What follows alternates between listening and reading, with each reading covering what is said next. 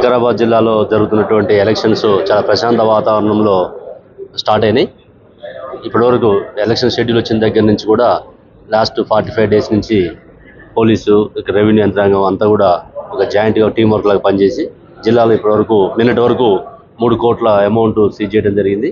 4,000 లీటర్ల లిక్కరు, అదేవిధంగా ఒక 3,000 మంది bound overs, non bailable warrants కూడా అన్ని ఎగ్జిక్యూట్ చేయడము.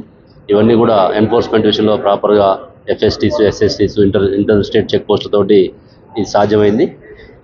ఈరోజు కూడా మనకి మొత్తం జిల్లాలో 91 పోలీస్ రూట్స్ పెట్టుకోవడం జరిగింది. ప్రతి రూట్లో కూడా QRTs, striking force, static force అని చెప్పేసి 3 లేయర్స్ బందోబస్తు చేయడం జరిగింది. అందరూ కూడా మూమెంట్లో ఉన్నారు.